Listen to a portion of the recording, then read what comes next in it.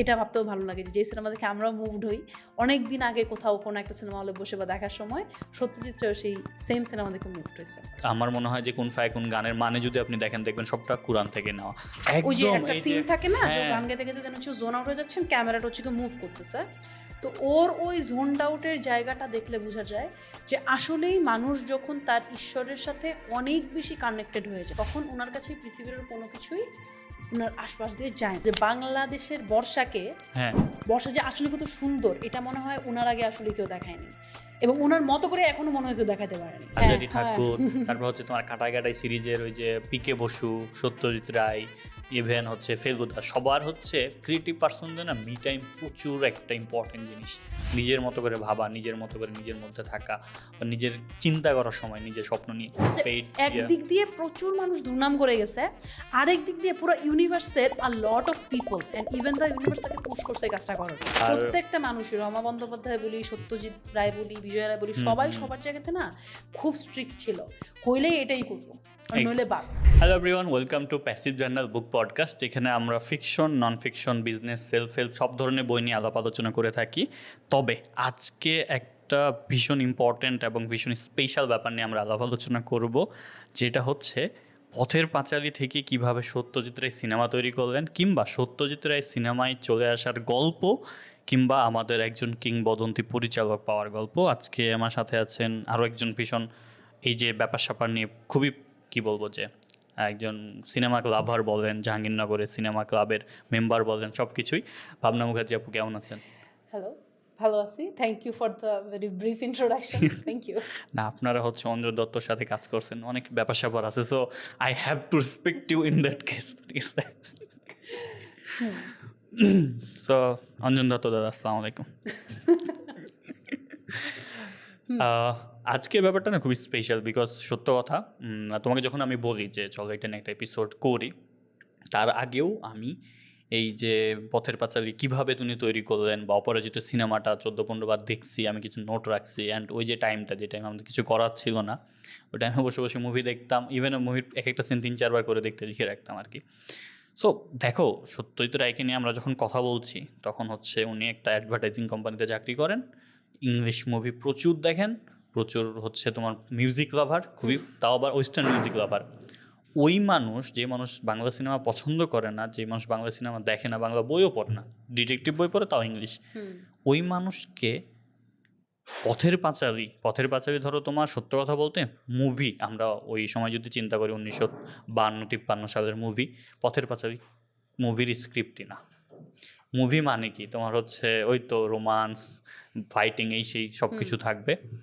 But Satyajit রায়কে এই যে তোমার আমাটির ভেপু, পথের পাঁচালী, যে মানুষ কোনোদিন এগুলো ধারে পাশে ছিল না, তাকে হচ্ছে মুভিতে নিয়ে আসলো সরাসরি। সো এই যে ব্যাপারটা এত বেশি আমার কাছে ফ্যাসিনেটিং লাগে, এত বেশি প্রিয়, ওইটা নিয়ে আমি সারাক্ষণ কাজ করতে, এই জন্য তোমাকে পুশ করছে। সো তোমার বলো, পথের পাঁচালী বলো কিংবা পথের পাঁচালীর মুভির জার্নি কেমন তোমার, আসলে কেমন? অনেকবার দেখছো আই গেস, কেমন লাগছে? পথের পাঁচালীর আমাকে যখনই হচ্ছে অনেক সময় জিজ্ঞাসা করে যে ফেভারিট ট্রিলজি কি, মুভি হোক বা বই হোক, আমি সবসময় বলি পথের পাঁচালী। এবং পথের পাঁচালীর চাইতেও আমি আমার পার্সোনাল প্রেফারেন্সে অপরাজিত আমার কাছে অনেক বেশি পছন্দের। কারণ পথের পাঁচালীর ব্যাপারটা কি, পথের পাঁচালীতে আমি যদি দেখি আর কি, ওই গড়পড়তা, ওই রোমান্স, থ্রিলার, ওগুলো কিছুই ছিল না, কিন্তু ওই যে জীবনের গল্প ছিল, এবং কোনো আহামরি জীবনের গল্প কিন্তু না, খুবই সাধারণ মানুষের সাধারণ জীবনের গল্প ছিল। এবং ওই জন্যই বোধ হয় আমরা যারা হচ্ছে গিয়ে শহরকেন্দ্রিক মানুষ, সত্যজিৎ রায় নিজেও কিন্তু শহরকেন্দ্রিক ছিল, শহুরে ছিল। হ্যাঁ, মানে উনি এই মুভি করার আগে কখনো গ্রাম দেখে নাই। তো ওই শহরকেন্দ্রিক মানুষ, গ্রামের প্রকৃতি বলি, গ্রামের মানুষের জীবনযাত্রা, গ্রামের মানুষের মেন্টালিটি, সেগুলা কিভাবে তাকে ইম্প্যাক্ট করছিল। এবং ওই যে গ্রামের মধ্যে থেকেও অপূর্ব রায়ের বা অপুর যেই পৃথিবী দেখার আকাঙ্ক্ষা, মানে একজন শহরের মানুষ যেভাবে একটা গ্রামের ছেলের পৃথিবী দেখার আকাঙ্ক্ষার মধ্য দিয়ে ইনফ্লুয়েসড হয়ে একটা ক্লাসিক উপন্যাস থেকে একটা ক্লাসিক সিনেমা বানায়, নিজে হচ্ছে বাংলা সাহিত্য বলি বা বাংলা চলচ্চিত্র জগতে একজন কিংবদন্তি তৈরি হয়ে গেল। উনি আমাদের সবাইকে ইনফ্লুয়েন্স করছে। উনি কিভাবে ইনফ্লুয়েসড হইল এবং যার দ্বারা হলে কিভাবে হইল, তার ওই জিনিসটাও খুব ফ্যাসিনেটিং ছিল। উনি কি ছিল মেনলি, ওই যে তুমি যেটা বললে আর কি, যে উনি অ্যাড বানাচ্ছে, বিজ্ঞাপন, হ্যাঁ। নট কিন্তু জীবনের গল্প বা সামথিং। পেট চালানোর জন্য তাকে কর্পোরেট লাইফ, হ্যাঁ তখনকার সময় কর্পোরেট লাইফ লিড করতে হচ্ছে। হ্যাঁ creative, but still it was totally based on business and stuff like marketing এর জিনিসপত্রগুলো। তো উনি প্রচ্ছদ বানানোর জন্য ওনার কাছে প্রথম আমাটির ভেপুর, মানে পথের পাঁচালীর চাইল্ড এডিশন আমাটির ভেপুর জন্য তাকে বলা হলো। সে তখনই ওই বইটা পড়লো, এবং ওই বই পড়ার পরে তার মনে হলো যেটা থেকে সিনেমা হইতে পারে। সে স্টোরি বোর্ড সাজাইলো, স্ক্রিপ্ট লেখলো অ্যান্ড এভরিথিং। কতটুকু ডিপলি একটা শহরের মানুষ কতটুকু গ্রামের জীবনযাত্রা, প্রকৃতির বর্ণনা এবং গ্রামের মানুষের মেন্টালিটি, জীবনধারাতে ইনফ্লুয়েন্স হতে পারলে এরকম একটা জিনিস তখনকার সময় চিন্তা করতে পারে।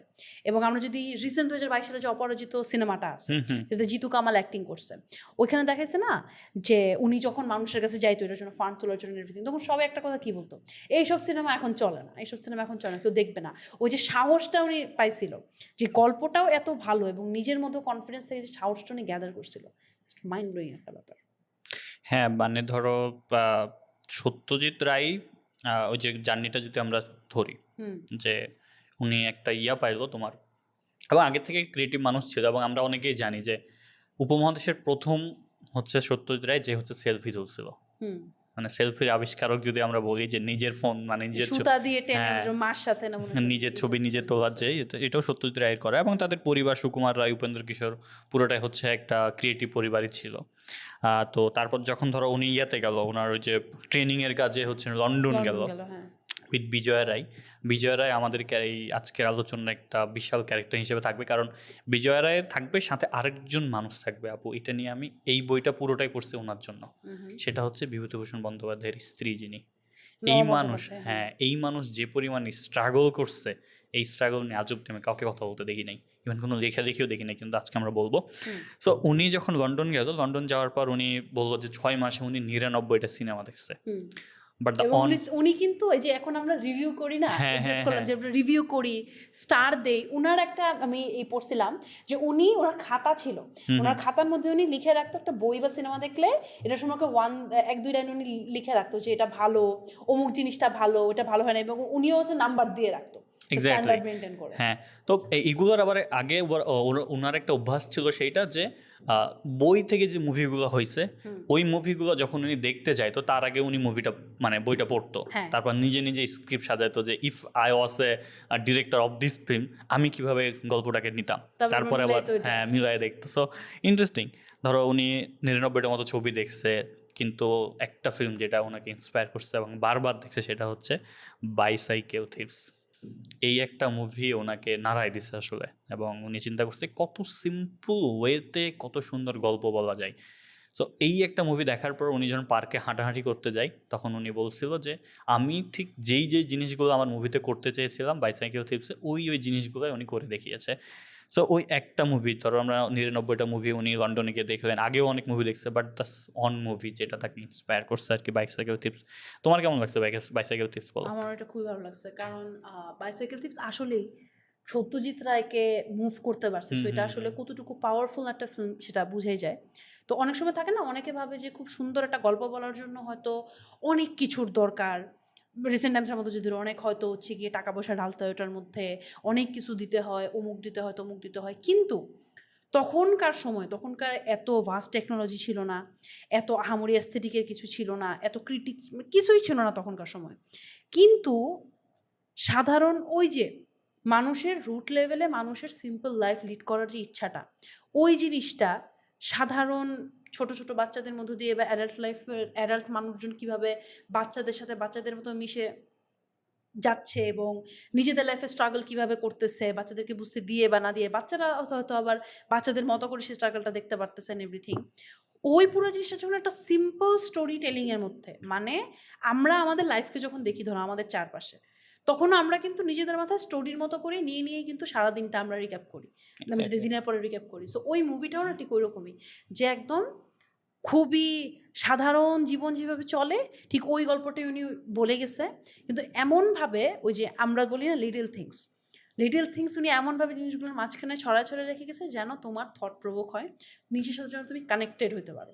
ওই কানেকশনের জায়গা থেকেই বাইসাইকেল থিফস অত্যন্ত, মানে কি বলবো, এত টাচ করার মতো একটা সিনেমা, মানে এবং মানে নো ওয়ান্ডার, এই জন্যই হয়তো এটা এখনো পর্যন্ত মানে যারা যারা দেখছে কারোর কাছ থেকে আমি কখনো শুনি যে বাইসিকল থিফস তাদের খারাপ লাগছে। সবাই একটা কথাই বলছে যে এটা দেখে অনেক ভালো লাগছে এবং স্পেশালি ইন্সপায়ার্ড হয়েছে সবাই, যে যে যার যার মতো করে ইন্সপায়ার্ড হয়েছে লাইফে। যদি কেউ ওই যে অপরাজিতর মধ্যে একটা কথা থাকে না, যে অপু যে বলে যে সে জীবন বিমুখ হচ্ছে না, সে পালাচ্ছে না, স্ট্রাগল করছে, সে স্ট্রাগল করতেছে, অনেক প্যারা হইতেছে, তারপর সে বাঁচতে চাইতেছে। ওই বাইসাইকেল থিভসের ইনার একটা মেসেজ মনে হয় এইটাই, যে সুন্দর করে বাঁচার যে ব্যাপারটা, এই জিনিসটাই মনে হয় মানুষকে সবচেয়ে বেশি মুভ করে, কারণ মানুষ তো বাঁচতেই চায়। ওই বাঁচার অনুপ্রেরণাটা দেয় দেখেই মনে হয় বাইসাইকেল থিভস আমাদেরকেও মুভ করে, এবং এটা ভাবতেও ভালো লাগে যে সিনেমা দেখে আমরাও মুভড হই। অনেক দিন আগে কোথাও কোনো একটা সিনেমা হলে বসে বা দেখার সময় সত্যজিৎরাও সেই সেম সিনেমা দেখে মুভড হয়েছে। ওই জায়গা থেকে আমার মনে হয় যে সত্যজিৎ রায়ের সাথে আমরাও নিজেরা কানেকশন ফিল করি। না, সত্যজিৎ রায় তো মনে হয় আমার ভিতরের একজন মানুষ। আমার কখনো মানে সত্য কথা, আমার যদি ধরো এই যে সাহিত্য জগতে সবচেয়ে কাছের মানুষ হচ্ছে আমার কাছে সত্যজিৎ রায়। কারণ উনি আমাকে যে ধরনের ইন্সপিরেশন দিয়েছে বা যে ধরনের লাইফ লিড করার অনুভূতি দিয়েছে সেটা আউটস্ট্যান্ডিং। আমি এখনও বাসায় গেলে গ্রামের নদীর পাশে গিয়ে বসে থাকি আর মানুষজন মনে করে কোত্থেকে একটা পাগল আসছে। সো এইটা আর কি। যেমন তুমি রোমান হলিডে দেখছো? সো রোমান হলিডের যে মুক্তি, তুমি হাইওয়ে দেখছো ইয়ার ইমতিয়াজ আলীর? হ্যাঁ, সো দুইটা সেম না অনেকটা স্টোরি? হ্যাঁ, হাইওয়ের লাস্টের এন্ডিং বাদ দিলে মেইন যে জার্নিটা, মানে রোমান হলিডের মধ্যে যে প্রিন্সেস যখন আসলো, একটা সিন আছে না যে ও হচ্ছে কি করতেছে, ওরা হেঁটে হেঁটে ধরে ধরে নিয়ে যেতেছে সিঁড়ির মধ্যে দিয়ে, সিঁড়িতে ওঠানো নিচে চলে যায় আর লোকটা হচ্ছে উপর দিকে উঠে যায়, পরে ওরা আবার এমনি ঘুরে নিয়ে আসেন এভরিথিং। সো ওই যে মানে দায়িত্ব বা কর্তব্যের খাতিরে একটা কাজ সে করে যাচ্ছে, কিন্তু সে ভিতর থেকে যে একটা ফ্রিডম চাচ্ছে, ওই যে ফ্রিডম, মেইন ফ্রিডম কি নিজের মতো করে থাকা। এক্স্যাক্টলি। হাইওয়ে তো সেম ছিল, যে ওকে নিয়ে গাড়িতে করে ঘুরতে যেতেছেন এভরিথিং লাইক দ্যাট, বাট ওই এন্ডে গিয়ে যে বুঝায় যে ও আসলে ততদিন ফ্রি ছিল না। ওই যে মানে আলিয়া ভার্জন কথাটা বলে যে তুমি কোথায় যাচ্ছে রাস্তা আমি জানি না, তবে আমি চাই না এই রাস্তা কখনো শেষ হোক। কোথায় যাচ্ছি জানি না, কোথা থেকে আসছি সেটা জানি না, पर ये রাস্তা বহুত খুবসুরত, এরকম একটা লাইন ছিল। হ্যাঁ, সো সত্য কথা বলতে ইমতিয়াজ আলী লাস্ট 1 মাস ধরে আমার মধ্যে যে ধরনের ইনফ্লুয়েন্স করছে এবং ইটস আউটস্ট্যান্ডিং। আমি মোটামুটি সব মুভি দেখতেছি না, রকস্টার দিয়ে শুরু, রকস্টার বলি, তামাশা বলি, হাইওয়ে বলি, তারপরে হ্যাঁ প্রত্যেকটা মুভির মধ্যে তুমি দেখবা যে জীবনের ভিতরের। তুমি লায়লা মজনু দেখছো? লায়লা মজনু, লায়লা মজনু ওই যে তৃপ্তি দিমৃত। হ্যাঁ হ্যাঁ হ্যাঁ, ওইখানের একটা ব্যাপার আমি জানি না, হয়তো বা এই ব্যাপারটা নিয়ে অনেক কথা বলতে চাইতেছিলাম বাট মানুষ পাইতেছিলাম না, আজকে বলি। লায়লা মজনু একটা সিনে হচ্ছে নায়কটা, আচ্ছা কি জানি বলো, স্পয়লার অ্যালার্ট, ঠিক আছে? নায়কটা যখন হচ্ছে একটু পাগল হয়ে যায় কাশ্মীরে গিয়ে, এটাও আরেকটা ইমতিয়াজ আলীর ফিল্মের সিগনেচার জিনিস, কাশ্মীর সব নিয়ে আসে উনি। সো কাশ্মীরে গিয়ে যখন উনি ওই যে কিছু লোক নামাজ পড়তেছিল, হ্যাঁ, আর ইমতিয়াজ আলীর নায়ক যে লায়লা মজনুর, ওই নায়ক হচ্ছে গিয়ে সামনে গিয়ে একটু মানে পাগল হয়ে গেছিলো, উনি নিজের সাথে কথা বলতেছিল, আল্লাহর সাথে কথা বলতেছিল নিজে নিজে। একটা পয়েন্টে নামাজ পড়া যে ব্যক্তিগুলো ওনারা এসে ওই নায়ককে মারামারি শুরু করে যে আমরা এখানে নামাজ পড়তেছি, তুমি সামনে এসে কেন ডিস্টার্ব করতেছো, ঠিক আছে? নায়ক দুইটা সংলাপ বলে যেটা এতটা ডিপ আমি কল্পনা করতে পারি না। যেটা নায়ক বলে যে আমি তো তোমাদেরকে দেখি নাই, আমি আমার নিজের সাথে কথা বলতেছি, আমি আমার আল্লাহর সাথে কথা বলতেছি, আমি আমার সত্তার সাথে কথা বলতেছি, আমি তো তোমাদেরকে খেয়াল করি নাই। হ্যাঁ, তাহলে তোমরাও তো ইবাদত করতেছিলা, তোমরাও তো তোমার আল্লাহর সাথে কথা বলতেছিলা, তোমাদের সত্তা ইয়ার সাথে কথা বলতেছিলা, তোমরা কেমনে আমারে খেয়াল করলা? মানে ওই যে ভালোবাসার একটা স্টেজ আছে বলা হয়, যে প্রথমে হচ্ছে কি জানো, ওই যে ওই দিল সে মুভির একটা গান আছে সতরঙ্গিরে, সোনু নিগমের। তো ওই মুভির মধ্যে ভালোবাসার একটা স্তর দেখায়, যে প্রথমে হচ্ছে গিয়ে সে অ্যাট্রাক্টেড হয়, ইনফ্যাচুয়েটেড হয়, তারপর সে ওরশিপ করা শুরু করে, তারপর সে তার মধ্যে ডিজলভ হয়ে যায়, একদম ডিজলভ হয়ে যায়। সো ওই যে সিনটার কথা তুমি বললা, ওইখানে গাই আর কি, মজনুই তো ক্যারেক্টারটা যেটা আর কি ওর কথা, তো ও এতটা ডিজলভ হয়ে গেছিল যে ও যে ওর ঈশ্বরের সাথে কথা বলতেছে, ওইটাকে ও হচ্ছে গিয়ে মানে ভয় নিয়ে না, কনভারসেশন করার মতো এতটা বিলীন হয়ে গেছে যে ও কথা বলতেছে, ওর কাছে পুরো দুনিয়া হচ্ছে আউট হয়ে গেছে, এবং ইবাদত আমি আর আমার ওই ঈশ্বরই আছে, আর কেউ নাই। এক্স্যাক্টলি, নামাজ বলো ইবাদত বলো এটাই কিন্তু হওয়া উচিত। এবং ওই যে স্পিরিচুয়ালিটির যে প্রশ্নটা উনি ওই জায়গাতে তুলছে, আমি প্রথমে স্কিপ করে গেছিলাম, পরে আমি টান দিয়ে দেখছি কি কোশ্চিন তুলছে এটা। সো এই যে মুভি বলো বা এই যে ব্যাপার স্যাপারগুলো বলো, এইগুলো যখন তুমি নিজের সাথে রিলেট করতে পারবা। আমি ধরো ইমতিয়াজ আলীর বলছিলাম যে আমি কুন ফায়াকুন নিয়ে এখন একটা আর্টিকেল লিখতেছি, যে কুন ফায়াকুন আসলে মানে ওটা তো বলা ঠিক না, কুরআন ফায়াকুন গানের কথাগুলো সবগুলো কুরআন থেকে নেওয়া। এটা হচ্ছে তোমার একটু মানে যারা হচ্ছে একটু ওয়াইড মেন্টালিটি না তাদের কাছে একটু আঘাত লাগতে পারে, বাট আমার মনে হয় যে কুন ফায়াকুন গানের মানে যদি আপনি দেখবেন সবটা কুরআন থেকে নেওয়া। সো আমি ওটা নিয়ে একটু পড়াশোনা করতেছি, হোপফুলি একটা পেপার লিখবো যে কিভাবে লস্ট ইন মাইন্ডে মানুষজন আমরা যারা যাই তারা কেন কুন ফায়াকুন শুনি। কুন ফায়াকুন আমি সেদিন একটা কমেন্ট দেখতেছিলাম, বুঝছো, কমেন্টে দেখা ইউটিউবে যে doctor should prescribe this song as a pain killer. এবং আমি একটা ভিডিও দেখছিলাম যে রণবীর কাপুর হচ্ছে কি জোন আউট হয়ে যায়, ওই যে একটা সিন থাকে না যে গান গাইতে গাইতে হচ্ছে জোন আউট হয়ে যাচ্ছেন, ক্যামেরাটা হচ্ছে কি মুভ করতেছে, তো ওর ওই জোন আউটের জায়গাটা দেখলে বোঝা যায় যে আসলেই মানুষ যখন তার ঈশ্বরের সাথে অনেক বেশি কানেক্টেড হয়ে যায়, স্পিরিচুয়ালিটির একদম আমরা যে পিকে এসে চলে যায়। ইভেন আমাদের হিন্দু ধর্ম যেটা বলে আর কি, যে যখন একজন ধ্যান করতেছে, উনি যখন ধ্যানস্থ অবস্থায় ঈশ্বরের সাথে একদম উনি কানেক্টেড হয়ে যায়, তখন ওনার কাছে পৃথিবীর কোনো কিছুই ওনার আশপাশ দিয়ে যায় না, তখন উনি ওইখানেই বিলীন হয়ে গেছে, ওইখান থেকে ওনাকে নিয়ে আসা খুব কষ্ট। তো ওইটা তো খুব সুন্দর করে তাত্ত্বিক ভাষায় লেখা ছিল, এখনকার দিনে আমরা বুঝি যেটাকে আসলে জোন আউট বলে, জোন আউট হয়ে যায়। তো ওই যে উনি সিনেমাটিক এক্সপিরিয়েন্সের থ্রোতেই হোক, বা ওই যে তুমি বললাম আমি জানতাম না যে লাইনগুলো কোথা থেকে নেওয়া, ওই লাইনগুলো যদি তোমাদের ধর্মগ্রন্থ থেকে নেওয়া হয়, কোনো থেকে উনি লাইনগুলো নিয়ে গানের মধ্যে বসায়, উনি যেভাবে লার্জার দেন লাইফ ওয়েতে জিনিসটাকে দেখাইছে। এবং ওই সিনটার কথা যদি আমি বলি, যে ও কিন্তু প্রথমে কিন্তু রণবীরের ক্লোজ আপ ছিল, ক্লোজ আপ থেকে আস্তে আস্তে যখন দূরে সরে যাচ্ছে তখন ও আস্তে আস্তে ছোট হয়ে যাচ্ছে আর বাকি সব কিছু বড় হয়ে যাচ্ছে। ঠিক একই রকম যে আমি যখন আমার ঈশ্বরের সাথে হচ্ছে বিলীন হয়ে যাচ্ছি, সব কিছু আছে মানে আমি নিজে যে ক্ষুদ্র হয়ে যাচ্ছি এবং সবটুকু জুড়ে শুধু উনিই চলে আসতেছে। তো এইভাবে উনি যে উনার সিনেমার মধ্যে বলো, গানের মধ্যে বলো, সবকিছু যে স্পিরিচুয়াল জিনিস দেখায়, মানে যে উনি নিজেও খুব স্পিরিচুয়াল নইলে এইভাবে আসলেই নর্মাল একটা মানুষ এভাবে ইমাজিন করতে পারে না। আমি বা তুমি কখনো এভাবে ইমাজিন করতে পারবো না। আমরা হয়তো ওই যে ওই কি বলে যারা মারছিল ওই নায়ককে, তাদের মধ্যে হয়তো চিন্তা করবো যে আমি আমার মতো এরকম করতেছি, ও সে ডিস্টার্ব কেন করতেছে। বাট অ্যাকচুয়ালি যখন আমি আসলেই একটা কোনো কিছুতে খুব বেশি ডিজলভ হয়ে যাব, আসলেই আমার কাছে আউটার ওয়ার্ল্ড তখন আমি ম্যাটার করবে না, এটাই ব্যাপার। এক্স্যাক্টলি। সো সত্যজিৎ রায় আমার ক্ষেত্রে কাইন্ড অফ দিস পারসন যে হচ্ছে আমাকে লাইফের প্রত্যেকটা স্টেজে শিখাইছে আসলে যে কেমনে কার লাইফের অনুভূতি সব কিছু। অ্যান্ড সত্যজিৎ রায় আমার জীবনকে ছোট করছে, মাস্ট বি, যে আমার লাইফে কোটি কোটি টাকা দরকার নাই, অনেক কিছু দরকার নাই, বাস বি ইয়োর অন লাইফ। এবং এই ব্যাপারটা ধরো সত্যজিৎ রায়ের মুভি করার অনুপ্রেরণাটা কখন আসলো, যখন উনি বাইসাইকেল থিফস দেখলো, দেশে ব্যাক করলো, তারপর হচ্ছে যে এই মুভির না এত স্ট্রাগল দেখো তুমি, 4 বছর ধরে শুটিং করা, ফান্ডিংয়ের জন্য এত কিছু করা।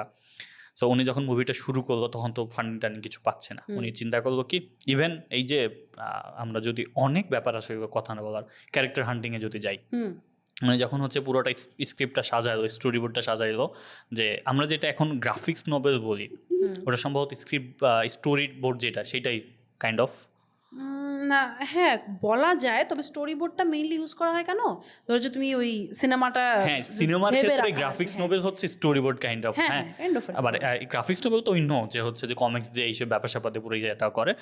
সো স্টোরি বোর্ডটা যখন উনি সাজাইলো পুরোটাই, তারপর তো দেশে আসলো, তারপর ক্যারেক্টার হান্টিং শুরু হইলো অপুর জন্য, জাহাজে বসে সারাদিন স্টোরি বোর্ড বানাইতো, লিখতো, আঁকতো, ডিডুল করতো সারাদিন। সো আপনারা হচ্ছে অপরাজিত সিনেমাটা দেখতে পারেন। অপরাজিত কিন্তু আপনার 2022 সালে যেটা বের হওয়া, সেটা বেসড অন এ স্টোরি, কিভাবে পথের পাঁচালী তৈরি করা হয়, পথের পাঁচালী কিভাবে তৈরি হলো। এবং সত্যি কথা বলতে সত্যজিৎ রায়কে এত সুন্দরভাবে পোর্ট্রে জিতু কামাল করছে।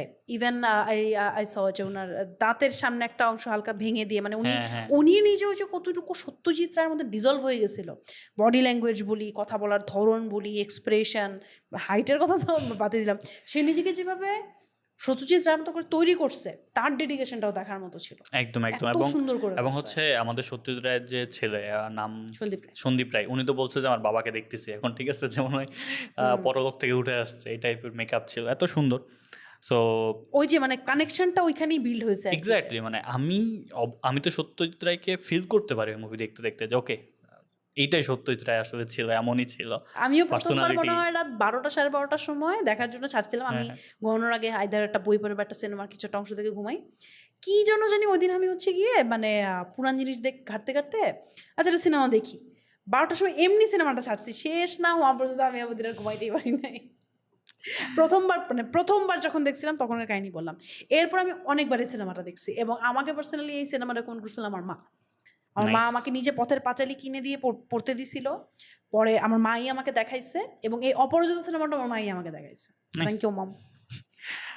সো ক্যারেক্টার হান্টিং এ যদি যাই, ধরো পত্রিকায় উনি বা বিভিন্ন কিছু দিচ্ছে, তার আগে তো উনি ক্যামেরাম্যান হিসেবে যাকে নিল সে কখনো হচ্ছে ভিডিও ক্যামেরায় ধরে নাই, হ্যাঁ। সেই স্ট্রিট মানে স্টিল ফটোগ্রাফি করতো।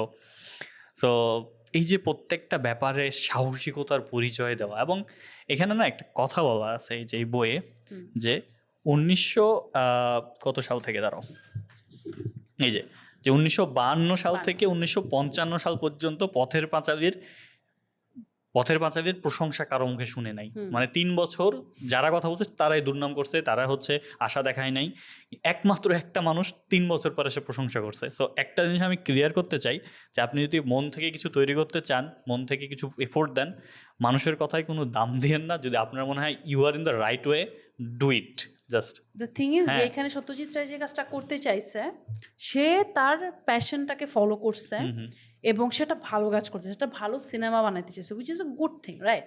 সো ওই জন্যই তখনকার সময় সেই যে বললাম, যেটা তুমি নর্মালি বইগুলোর মধ্যেও যা যা আছে এবং অপরাজিত মুভির মধ্যেও যে তার স্ট্রাগলগুলো দেখাইছে, আমরা এখন সবাই ভাবি ওয়াও উনি হচ্ছে গিয়ে একজন লেজেন্ড ফিল্ম মেকার ছিল, সাহিত্যিক ছিল, উনি কত জোস জোস সিনেমা বানায় গেছে, ওয়াও কত জোস একটা মানুষ ছিল। ওই জোস মানুষটার পিছনে যে ভয়াবহ লেভেলের স্ট্রাগল তার ফ্যামিলি মেম্বারদের, তার পিয়ার্সদের, এবং মানে ওটা জাস্ট অ্যামেজিং তখনকার সময়। সত্যি কথা, এখনকার দিনে মানুষজন প্যাশন ফলো করে প্রচুর সাপোর্ট মানুষ পায়। তখনকার সময়ে একজন ম্যারিড পারসন এক্সপেক্টিং আ বেবি, তার ফ্যামিলির থেকেও ধরনের সাপোর্ট পাওয়া, স্পেশালি তার ওয়াইফ বিজয়া রায় থেকে এরকম সাপোর্ট পাওয়া, তার ওয়ার্ক প্লেস থেকে যেই সাপোর্ট সে পাইছিল, 6 মাসের ছুটি এন্ড এভরিথিং। ওরা যে বলে না যে একদিক দিয়ে প্রচুর মানুষ দুর্নাম করে গেছে, আরেক দিক দিয়ে পুরো ইউনিভার্সের a lot of people and even the universe তাকে পুশ করছে এই কাজটা করার জন্য, কারণ সে অসম্ভব লেভেলের মন থেকে চাইছে। Is this line is true, যে হচ্ছে তুমি মন থেকে কিছু চাও, পুরো ইউনিভার্স হচ্ছে পুরা তোমাকে কায়নাত কোশিশ করে, যে ওম শান্তি ওমের ডায়লগ। হ্যাঁ, শাহরুখ খানের। বাট এটা মূলত হচ্ছে আলকেমিস্টের একটা লাইন আর কি। সো ওই আমরা ক্যারেক্টার হান্টিং এ ছিলাম আর কি, যে ক্যারেক্টার হান্টিং এর জন্য যখন হচ্ছে তোমার বিজ্ঞাপন দেওয়া হয়, তারপর তো বিজয়া রায় এবং সত্যজিৎ রায় যে অপুকে খুঁজে পাওয়া যে কাহিনী, ওরা বাসার সামনে খেলতে বায়োস্কোপ দেখতেছিল ইয়া দিয়ে, পরে হচ্ছে ওকে ডেকে নিয়ে আসে। অ্যান্ড অপু আর দুর্গা হচ্ছে যে একজন ইয়া দেখে, তোমার বিজ্ঞাপন দেখে ওনার বাসায় আসে, এবং ওই ইভেন্টটাও কিন্তু বেশ মজা ছিল। হ্যাঁ, যে উনি দেখে বলে যে আমার এখানে যে বা যাকে আমি এক্সপেক্ট করতেছি তার চেয়ে একটু বেশি শহুরে আপনি, এবং হচ্ছে আমার জন্য পারফেক্ট না। তারপরে বিজয়া রায় ওনাকে অপু, যে আমাদের গল্পের, তাকে হচ্ছে ইয়ার মধ্যে নিয়ে, যে রুমের মধ্যে নিয়ে গিয়ে দুর্গাকে রুমের মধ্যে নিয়ে গিয়ে হচ্ছে মেকআপ করে, যে মেকআপ বলতে কি মেকআপ মুছে দেয়, মেকআপ বলতে মানে ওই ক্যারেক্টারের গেটআপে নিয়ে আসে, এবং তারপরে সত্যজিৎ রায় অবাক হয়ে যায়, আচ্ছা আমি তো এমনই দুর্গা খুঁজতেছি। মানে এইখানে একটা জিনিস দেখো, just Bijoy Roy is not the director, right? But সে কাস্টিং ডিরেক্টর থেকে শুরু করে, মুভি ডিরেক্টর, প্রোডাকশন ডিরেকশন থেকে শুরু করে, প্রোডাকশন ম্যানেজমেন্ট থেকে শুরু করে, ক্যারেক্টার হান্টিং, এভরিথিং। অপুকে যখন দেখার জন্য বিজয় রায় ওনাকে ডাক দিল যে দেখো জানলার সামনে দেখো বায়োস্কোপের একটা ছেলে দেখতেছে, দেখো তোমার মনের মধ্যেও তো এই যে কতটুকু সিঙ্কড ছিল তাদের মেন্টালিটি, একজন পার্টনারের মধ্যে আর কি চায় মানুষ, এতখানি সিঙ্ক যে মনে হচ্ছে দুজনই যেন একটা মানুষের দুইটা ভার্সন, মানে একটা মানুষেরই মেন্টালিটি দুইটা মানুষের মধ্যে। দুর্গাকে যখন সত্যজিৎ রায় নিজে কনফিউজড লাগতেছে না, সত্যজিৎ রায়ের মাথায় কিন্তু তখন আসে নাই যে আচ্ছা ঠিক আছে ওর গেটআপটা চেঞ্জ করি, কিন্তু বিজয় রায় কিন্তু নিয়ে আসছে, কতখানি সাপোর্ট দিছে ও একটা পার্টনার এরকম। জাস্ট এক্স্যাক্টলি, আমি তোমাকে অফলাইনেও বলতেছিলাম যে বিজয় রায়ের অবদান, আরেকটা মানুষের অবদানও নিয়ে আমরা কথা বলবো, যে বিভূতিভূষণ বন্দ্যোপাধ্যায়ের যিনি স্ত্রী ছিলেন, ওনার যে অবদান, ওটা আসলে নিয়ে খুব বেশি মানুষ কথা হয় না, ওটা নিয়ে আমরা বলবো।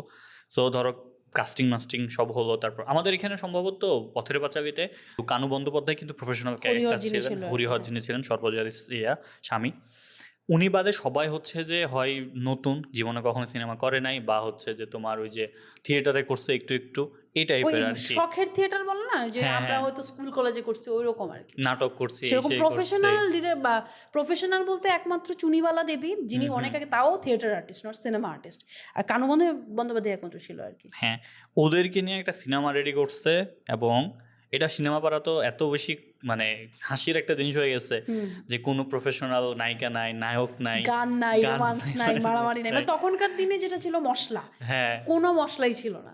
এক্স্যাক্টলি। সো মোটামুটি রেডি হলো। এখন সবচেয়ে বেশি দরকার যেটা সেটা হচ্ছে ফান্ডিং, প্রযোজক আর কি, প্রডিউসার, ঠিক আছে। সো তখনকার মেন্টালিটির প্রডিউসার যারা ছিলেন এরা তো গল্প শুনে আর অবাক হয়, অপমানও করে যে কি ধরনের গল্প এটা, এটাতে টাকা উঠে আসবে না।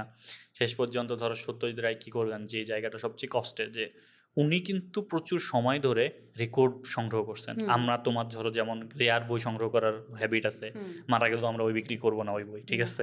আমার কাছে কিছু কিছু অটোগ্রাফ দেওয়া বই আছে যেগুলো আমি মারা গেলেও বিক্রি করবো না। তো ওই রকম কিছু রেয়ার কালেকশন উনি বিক্রি করে, সাথে হচ্ছে যে বড় সাপোর্টটা উনি ঘড়ি বিক্রি করে দেন। আরেকটা যে পছন্দের সবচেয়ে বড় সাপোর্ট যেটা, বিজয়ের যে গহনাগুলো ছিল, ওই গহনাগুলো উনি বলে যে তুমি বন্ধক রাখো, যখন তুমি প্রডিউসার টাকা দেবে তখন তুমি দিয়ে দিও। তুমি চিন্তা করো, বিজয়ের তো একে কাস্টিং ব্যাপার স্যাপার ঠিকই আছে, বাট একজন স্ত্রী কতটা হচ্ছে সাপোর্টিভ হলে তার নিজের গহনাগুলো বলে যে বন্ধক রাখো, তুমি সিনেমা তৈরি করো। এবং অ্যাজ এ মানে কি বলবো, মানে নর্মালি যদি আমি বলি আর কি, নর্মালি কিন্তু মেয়েরা দেখা যায় সংসারের ক্ষেত্রে তখনকার সময়ের কথা বলতেছে, কি করতো, সংসার কিভাবে চলবে, কষ্টে হোক সৃষ্টি হোক টেনে নিবে। কিন্তু তাদের কাছে কিন্তু তখনকার সময় যেহেতু মেয়েরা চাকরি বাকরি করতো না, তাদের সেভিংস থাকতো না, এভরিথিং, তাদের সাপোর্ট থাকতো বিয়ের সময় পাওয়া গয়না। এক্স্যাক্টলি, যে স্বামী বর্তমান থাকা অবস্থাতেও সেটা আমার জন্য সাপোর্ট হিসেবে কাজ করবে, না থাকলেও সাপোর্ট হিসেবে সন্তানের জন্য হচ্ছে গিয়ে কাজ করবে বা নিজের সাপোর্টের জন্য রাখবে। ওই জিনিসটাকে একদম আনসার্টিন একটা ব্যাপার। সত্যজিৎ রায়ের পথের পাঁচালী ওয়াজ তখনকার সময় তাদের জন্য একটা আনসার্টিন ব্যাপার ছিল, এখন ক্লাসিক হয়ে গেছে। কোন লেভেলের বিশ্বাস থাকলে, স্বামীর প্রতি ভালোবাসা বলি, অন্ধবিশ্বাস বলি, বা বন্ধু হিসেবে একটা বন্ধু যেভাবে হেল্প করে, কতটুকু ভালো বন্ধু তারা দুজন হইতে পারলে তারা হচ্ছে সে ওই গয়নাগুলো হচ্ছে দিয়ে দিছিল, তুমি বন্ধক রাখো, ওনাকে কাজ করো। এবং উনি এই ধরনের কত টিপস দিত যে তুমি এইভাবে ট্রাই করো, এইভাবে ট্রাই করো। এবং উনি কিন্তু নিজে এখন যেটা বলে নেটওয়ার্কিং, উনি হচ্ছে নেটওয়ার্কিং করতো, আমার বান্ধবীর মামা অমুক, বান্ধবীর মামা তমুক, অমুকের সাথে অমুক তুমি যাও অ্যান্ড এভরিথিং। অন্যান্য আমার মনে হয় তখনকার সময় যদি বিজয়া রায় না হয়ে অন্য কোনো গড় পড়তা টাইপের মানে অ্যাভারেজমেন্ট হচ্ছে কেউ যদি হতো, তারা সেখানে কি বলতো, দরকার নাই, কল্পনা করতে পারি না পথের পাঁচালী উঠে আসতো কিনা। চাকরি করো, বাচ্চা কাচ্চা হচ্ছে, বাচ্চা কাচ্চা দেখভাল করো, সংসার ধর্মে মন দাও, বাইরের দিকে কোনো রাতের বেলা এসে খালি গান করতো, কি চাকরি বাদ দিয়ে কি শুরু করছো, গয়না দেওয়ার কথা তো এখানে বাদই। এবং উনি ওনার যে পিয়ার্সরা ছিল, সত্যজিতের যে পিয়ার্সরা ছিল, তাদের জন্য ভালো খাবার দাবারের ব্যবস্থা থেকে শুরু করে তাদেরকে অলওয়েজ একটা ইন্সপিরেশনের মধ্যে রাখা। তারা হয়তো একটু ডাউন, একটু হতাশ, উনি যেতে পারতেছে না, সবাইকে বেস্ট অফ লাক বলে সবার সাথে খুব বন্ধুর মতো মিশে তাদেরকে যে ইন্সপাইরেশন দেওয়ার ব্যাপারটা, উনি একজন অনবদ্য ক্যারেক্টার। উনি না থাকলে শুধুমাত্র সত্যজিৎ রায় কখনো পথের পাঁচালী বানাতে পারতো না। প্রত্যেকটা মানুষ না থাকলে আসলে পথের পাঁচালী হতো না। এটা পথের পাঁচালী আসলে কেন এতটা সাকসেস, এর মনে হয় এর পিছনের স্ট্রাগলগুলো, মানে একটা কাজের পিছনে স্ট্রাগল নিয়ে তো আমরা আলোচনা করছি। ধরো ফান্ডিং, পরে সত্যজিৎ রায়ের বিজয়ের গহনা, সত্যজিৎ রায়ের রেকর্ড সব কিছু বন্ধক রেখে বিক্রি করে মোটামুটি একটা টাকা আসলো, সেটা দিয়ে সেট বানাতে হচ্ছিল, শ্যুট করতে হচ্ছিল। শ্যুট শুরু হলো, কিছুদিন পর শ্যুট আবার বন্ধ, টাকা শেষ। এবং এই শ্যুট যখন শুরু হয়, আমার মনে আছে যে একটা সিন দেখানো হয়, প্রথম দিন হচ্ছে শ্যুটে যাবে সবাই, বেস্ট অফ লাক বলে গেল। তোমাকে আমি আদর্শ হিন্দুটুকু একটা কাহিনী বলছিলাম, হরিহর যখন তার স্ত্রীকে দেখার পর, হাজারি ঠাকুর যখন তার স্ত্রীকে দেখার পর একটা কথা বলছিল, হ্যাঁ, যে সারা জীবন অনেক কষ্ট করছে, এখন একটু আরাম করুক। ওই অবস্থায় একটা নারীর হচ্ছে ক্রেডিট স্বীকার করা, যেটা এখনো আমাদের পুরুষতান্ত্রিক সমাজে করে না মানুষজন, ওই করছিল। ওইটা যেমন একটা ছোট্ট জিনিস ছিল। আরেকটা ছোট্ট জিনিস এই জায়গাতে আমি খেয়াল করছি, যে যখন সত্যজিৎ রায় বাসা থেকে নামলো, বাসা থেকে নামার পর উনি একটা জায়গায় গিয়ে দাঁড়ালো, পরে দেখলাম বিজয়েরাও হচ্ছে যে ওনাদেরকে বাই বলে হচ্ছে রুমের একটা জায়গায় গেল এবং দুজনকে বাই বললো। সিম্পল একটা লাইন বা সিম্পল একটা থিংস, বাট আমার কাছে মনে হয়েছে ওই যে তুমি বললা না যে কতটা ওন করে ওর স্বামীকে, বা বিজয় রায়কেও কতটা ও চেনে, যে ওনাকে বাইটায় দেওয়ার পরও আরেকবার হাত নাড়াবে, ওই জন্য ওখানে গিয়ে দাঁড়াইছিল। সো এটা যখন শুরু হলো, ধরো তোমার যেই আইকনিক সিন পথের পাঁচালী সবচেয়ে, ওই যে অপু দুর্গা ট্রেন দেখতে যাওয়া, ঠিক আছে, ওই সিনের শুটিং মানে খুব মজার কাহিনী। ধরো যখন ওই যে অপুকে বলতেছে যে তুমি যখন যাবা এদিক ওদিক একটু তাকাবা, ঠিক আছে, কিন্তু ও তাকাচ্ছিল না। হ্যাঁ, মানে আমার অবাক লাগছে। পরে সত্যজিৎ রায় কি করলো, ওর চারজন যে পিয়ার টিয়ার ছিল তাদেরকে চার কোনায় মানে জোপের মধ্যে বসাই দিল। তারপর যখন সুবীর যাচ্ছে তখন হচ্ছে এদিক থেকে একবার এ ডাকতেছে একবার ও ডাকতেছে, তখন হচ্ছে অটোমেটিক সিনটা হয়ে যাচ্ছে, ঠিক আছে, এরকম এরকম। সো এই ছোট ছোট মানে ট্রিক্স। বাচ্চাদেরকে দিয়ে কাজ করানোর যে ওইটা আমার হচ্ছে গিয়ে আমার মনে পড়তেছে, যেহেতু বললা শুরুতে ইন্ট্রোডাকশনে বলছিলা জাহাঙ্গীরনগর থাকতে আমি এরকম একটা সিনেমা বানাইছিলাম আর কি, একটু ও নাইস। সো ওইখানে একটা বাচ্চা ছিল, তা আমি বুঝতে পারতেছিলাম না যে কিভাবে করব। তো আমার সিনেমা জগতে আমার যে মেন্টার, আমি এই মুহূর্তে তাকে স্মরণ করতেছি আর কি, তো রিসান ভাই তখন আমাকে অনেকগুলো রকম টিপস শিখাই দিছিল যে বাচ্চা কীভাবে হ্যান্ডেল, যে অ্যাডাল্ট যাকে তুমি বুঝাচ্ছ সে কিন্তু তোমার কথা মতো কাজ করে ফেলতেছে এবং তাকে তুমি প্রপার ফিডব্যাক দিলে সে অ্যাকসেপ্ট করে সে আবার করে ফেলতেছে, বাচ্চাকে কিন্তু বাচ্চার মতো হ্যান্ডেল করতে হবে। সো আমার ওই সিনেমায় উনি হচ্ছে বাবুটাকে হ্যান্ডেল করছিল। তখন আমি তখন তো এই সিনেমা দেখিনি আর কি, এটা অনেক আগের কথা, সম্ভবত 17-18 সালের কথা। সো ওই টিপস অ্যান্ড ট্রিক্স উনিও মনে হয়, আমি জানি না উনি এখান থেকে শিখছিল কিনা, যে বাচ্চা, এবং উনি একটা কথা আমাকে বলছিল যে একটা বাচ্চাকে যদি প্রপারলি তুমি বুঝায়া একটা অ্যাক্টিং করায় ফেলতে পারো তাহলে তুমি বুঝিয়ে নিবা যে তুমি কিন্তু ভালো একজন ডিরেক্টর। নাইস। এবং যে কারণ বাচ্চা তো নিজের মতো করে ছোটাছুটি করবে অ্যান্ড এভরিথিং তো করবেই, ওকে তো ফিডব্যাক দিলে তো ওইভাবে প্রপারলি বুঝবে না, তোমাকে ট্রিক্স কাটাইতে হবে ইনস্ট্যান্ট অন দ্য স্পট, এমন বুদ্ধি মাথা থেকে বের করতে হবে যে উপস্থিত বুদ্ধি, এতখানি স্ট্রিট স্মার্ট হতে হবে যেন ওই জায়গায় তুমি কাজটা বের করার জন্য একটা বুদ্ধি বের করে ফেলতে পারো। এই সিনের জায়গাটা দেখার সময় অপরাজিতার বইয়ের মধ্যে যখন লাইনগুলো লেখা ছিল তখন আমার বারবার জিনিসগুলো আমার নিজের সাথে যে আমি আবার কানেক্ট করতে পারতেছিলাম যে এই ধরনের টিপস অ্যান্ড ট্রিক্স কি পরিমাণ জরুরি আর কি। এক্স্যাক্টলি। এবং তুমি হচ্ছে হ্যাঁ সত্যজিৎ রায় যে কতটা বাচ্চা মানুষের মেন্টালিটি বুঝতো। তুই মাস্টার অংশুমান পড়ছো? না, মাস্টার অংশুমান হচ্ছে শুনে নিও তুমি, যেহেতু এখন প্রচুর অডিও বুক শুনো, এটা প্রচুর একটা ফ্যাসিনেটিং ব্যাপার এবং শুনতে অনেক মজা লাগে, অনেক সুন্দরভাবে করা, এটাকে ন্যারেট করা। মাস্টার অংশুমানের ব্যাপারটা হচ্ছে এরকম যে ও একটা ছোট্ট বাচ্চার একটা ক্যারেক্টার আছে একটা মুভিতে, তো একটা বাচ্চাকে নিয়ে যাওয়া হয় আর কি মুভির জন্য, ওই ন্যারেট করছে পুরো গল্পটা। আমি তখন চিন্তা করছি যে সত্যজিৎ রায় একটা বাচ্চার মানসিকতা কত সুন্দরভাবে বুঝে যায়, এত সুন্দর করে একটা গল্প লিখে যায়। মাস্টার অংশুমান যদি পড়ো আরও ক্লিয়ার হয়ে যাবা, এতটা সুন্দর আসলে। এবং তুমি আরেকটা মুভি আছে সম্ভবত কৌশিক গাঙ্গুলির ডিরেকশনে, অপুর পাঁচালী, পরমব্রত আর পারণমিত্র, যেটা 12 সালে বের হয়, এটা তো দেখছি। ওইটা হচ্ছে ওইটার মধ্যেও কিন্তু ওইটা যদিও টোটালি একটা different story and everything, still ওইখানে কিন্তু সত্যজিৎ রায় কীভাবে বাচ্চাদেরকে হ্যান্ডেল করতে হয় এভরিথিং, এই জিনিসগুলো কিন্তু উঠে আসছে। সো আমি অপরাজিত দেখার আগে ওই মুভিটা আগে দেখছিলাম, তখনই আমি বুঝতে পারছিলাম যে আসলে উনি কিভাবে কাজ করতো, খুবই তীক্ষ্ণ উপস্থিত বুদ্ধি কাজে দিয়ে দিয়ে, এবং ওনার যে উপস্থিত বুদ্ধিগুলা সব কিন্তু আবার ওনার মাথা থেকে বের হয় নাই। যেমন ওই যে অ্যানাদার সিন যে পুকুরের সামনে যে ব্যাপারটা, কুকুর, এবং মানে কতটুকু সুন্দরভাবে জিনিসটা চিন্তা করতে পারলে, নর্মাল মনে করলে কি চিন্তা করতে যাচ্ছে, নর্মালি ল্যান্ডস্কেপে দেখা যাচ্ছে যে ওই যে কাঁধে একজন নিয়ে একজন মজুর যাচ্ছে, অপু যাচ্ছে, দুর্গা যাচ্ছে, পিছনে একটা কুকুর আসতেছে, কিন্তু উনি নিল ছায়াটা, উনি ওই ছায়াটাকে নিল, এবং ওই কুকুর তো একবার সামনে যায় একবার পিছনে যায়, কোনোভাবেই শর্ট হচ্ছে না, মোস্ট প্রবলি তার অনেকদিন টাইম লাগে এটা করতে, 11টা 12টা এরকম শর্ট নেয়, ওরা হচ্ছে টেক নিচ্ছে। সেই বিজয় রায় আবার সেই সেটে এসে বুঝায় দেয় যে ওর হাতে একটা বিস্কুট ভেঙে এইভাবে রেখে দাও, তাহলে ওর পিছন পিছন যাবে। ওই যে আবার ওই সেম জায়গায় চলে আসতেছি যে ওনাদের দুজনের একই ধরনের উপস্থিত বুদ্ধি, একই ধরনের মেন্টালিটির কারণেই, এবং বাকিদের অন্য জায়গায় হলে কি হতো বা যে ভাই শর্ট এভাবে হচ্ছে না, যেন আমরা অন্যভাবে ট্রাই করি, বা হয়তো কুকুরটাকেই বাদ দিয়ে দিই, জাস্ট আমরা তিনজন নর্মালি হেঁটে যাক। কিন্তু ওই যে তাদের গোল ছিল যে আমি অমুক লক্ষ্যে পৌঁছাবো, যেভাবে পারে মাথায় বুদ্ধি খাটায় কেউ না কেউ করে সেখানে হয়ে যায় আর কি, মানে গিভ আপ না করার একটা চূড়ান্ত নিদর্শন হচ্ছে বোধহয় বাঁচালি।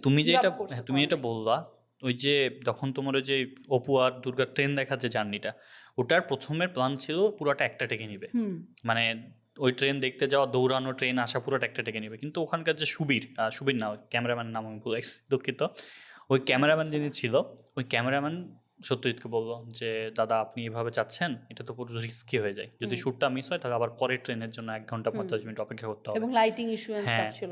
পরে উনি বললো যে এটাকে আমরা 2 ভাগে ভাগ করি, প্রথমে ওরা ট্রেনের আওয়াজটা শুনতে পারবে, দাঁড়াবে, কাট, পরে হচ্ছে দৌড়াবে।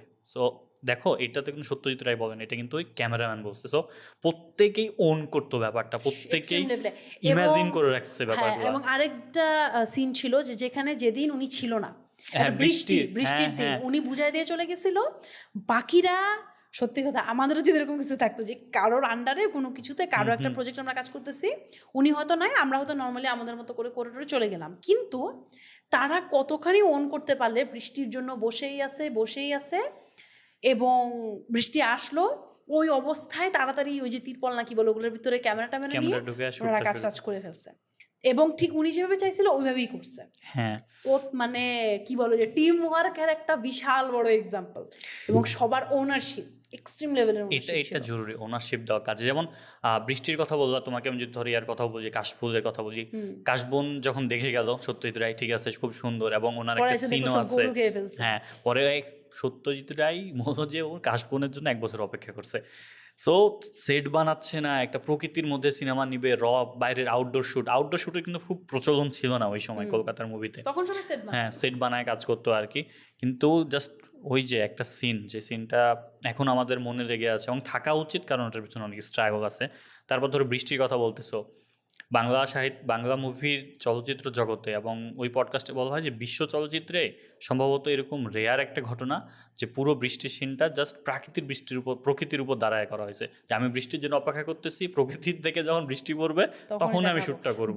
এবং কোন বই জানি ছিল যে বাংলাদেশের বর্ষাকে, হ্যাঁ বর্ষা যে আসলে কত সুন্দর, এটা মনে হয় ওনার আগে আসলে কেউ দেখায়নি এবং ওনার মতো করে এখনো মনে হয় কেউ দেখাতে পারেনি। এটা তো বলা হয় যে সত্যজিৎ রায় আমাদের বর্ষার সৌন্দর্য দেখাইছে, হুমায়ুন আহমেদ দেখাইছে জ্যোৎস্নার সৌন্দর্য, ঠিক আছে, এমনি আর কি রিলেট করে।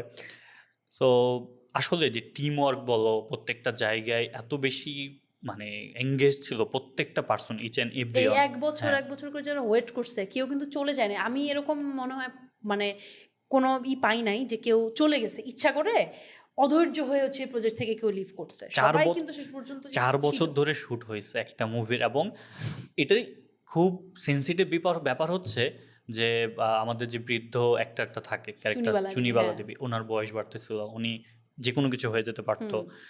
এদিকে আমাদের অপুর হচ্ছে যে বয়স বাড়তেছিল, গলা ভেঙে যেতে পারে, বা ওই ক্যারেক্টারের সাথে নাও ম্যাচ খেতে পারে 4 বছর, কারণ ওই সময় তো 4 বছর অনেক বড় ব্যাপার, কারণ ওর তো বয়সন্ধিকাল চলতেছে, হুট করে অনেক বড় হয়ে যেতে পারে। অপুর, দুর্গারও সেম কাহিনী। তারপরও সবাই এই ব্যাপারটাকে দেখছে, যখন দেখলো সত্যজিৎ রায় আর টাকা পয়সা পাচ্ছে না, শেষ পর্যন্ত একজন প্রডিউসার রাজি হলো টাকা দেওয়ার জন্য। কিন্তু পথের পাঁচালীর ভাগ্য এত খারাপ, ওই প্রডিউসারের কাজ ছিল কি একটা মুভি থেকে টাকা নিয়ে আরেকটা মুভিতে দেবে, কিন্তু ওর আগের মুভিটা ডাহা ফ্লপ করলো, উনিও আর টাকা পয়সা দিতে, একটা মুভিতে দেখছি টাকা পয়সা দেয় নাই, কিন্তু এই গল্পে বলা আছে যে ওনাকে হচ্ছে 40,000 টাকা দেয় ওই প্রডিউসার, পরে হচ্ছে টাকাটা চেয়ে নেয় যে আমি তো এটা তার ইনভেস্ট করতে পারতেছি না, আপনি আমাকে পরে টাকাটা দিয়ে দিয়েন। সো আবার শুট বন্ধ, এদিকে অফিসের কাজ, এদিকে হচ্ছে তোমার এই যে ক্যারেক্টারদের বড় হয়ে যাওয়া নিয়ে ঝামেলা। এই টাইমে যে মানুষটা সবচেয়ে বেশি স্ট্রাগল করছে সত্যজিৎ রায়ের পর, সেটা হচ্ছে বিভূতিভূষণ বন্দ্যোপাধ্যায়ের স্ত্রী।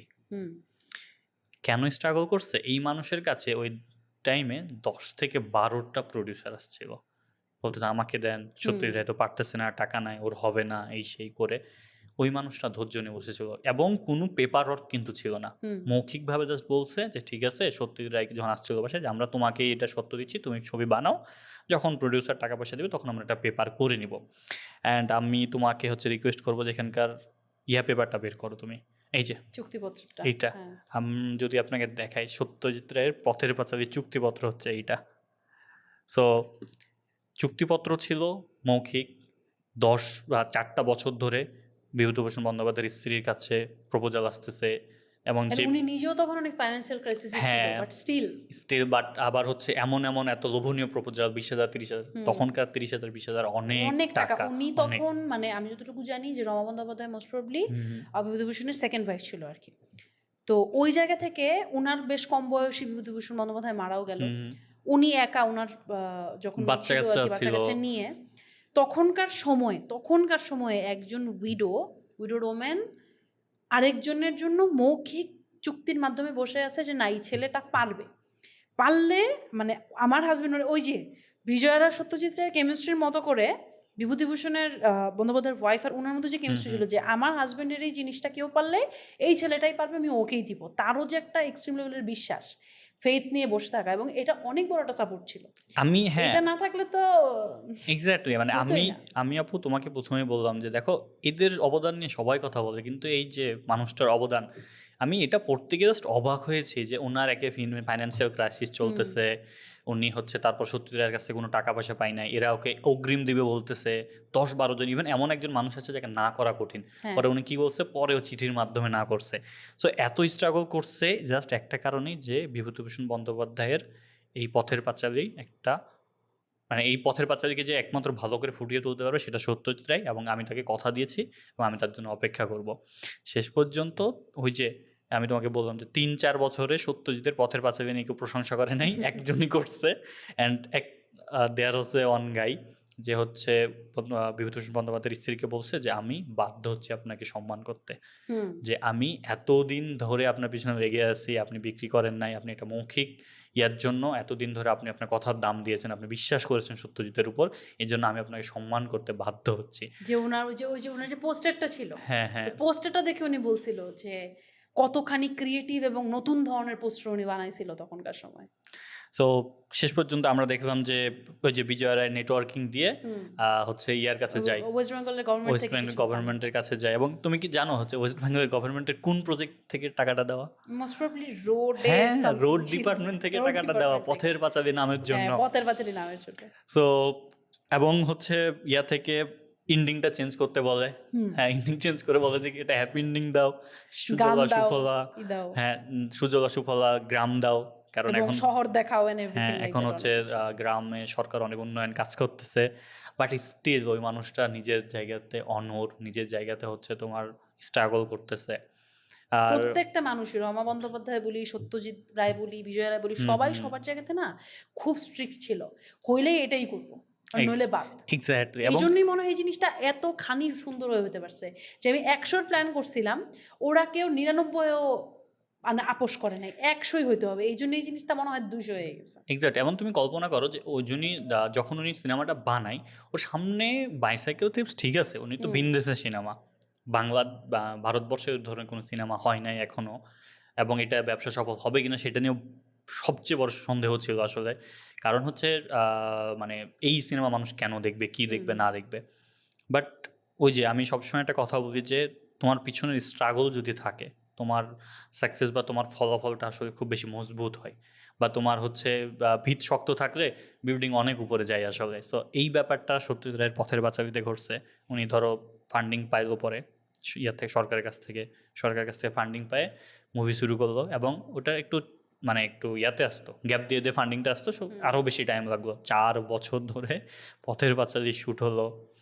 তারপর হচ্ছে মাঝে একবার 1952 কি 53 সালে অর্ধেক পথের পাঁচালী দেখানো হয় বিভূতিভূষণ বন্দ্যোপাধ্যায়ের পরিবারকে আসলে ই করার জন্য, ওনাদের ফ্যামিলিকে দেখানোর জন্য, ফ্যামিলি যে আমরা দেখতে চাই, আলাদা করে একটা প্রিমিয়ার, স্পেশাল প্রিমিয়ার শো আর কি। এবং হচ্ছে ওটা দেখার পর মানে বিভূতিভূষণের স্ত্রী আসলে স্তব্ধ হয়ে গেছিল যে এইভাবে আসলে সৌন্দর্য ফুটানো যায়, বা উনি কতটা, এবার হচ্ছে বিভূতিভূষণ যেই নিশ্চিন্তপুর দেখছে, সত্যজিৎ সেই নিশ্চিন্তপুর খুঁজে বের করছে, সেই নিশ্চিন্তপুর মুভির মাধ্যমে নিয়ে এবং স্পেশালি ওদের যে ভিটে বাড়িটা, ভিটে বাড়ির যে একটা মানে অসাধারণ রিপ্রেজেন্টেশন উনি দেখাইছে, বইটা যে পড়ছে, এবং তারা সবাই একটা, কিন্তু তাদের মানে যারা যারা পথের পাঁচালী পড়ছে সবার মাথায় না নিশ্চিন্তপুরের মাঠ, ওই বাড়ি, সেই পুকুর ঘাট, সবকিছু একটা মানে একটা কনসেপ্ট মাথায় ভিজুয়ালাইজেশন আসে, যে আমি এইভাবে জিনিসটাকে দেখতেছি, কারণ বিভূতিভূষণই ওইভাবেই বুঝাইছে মানুষকে।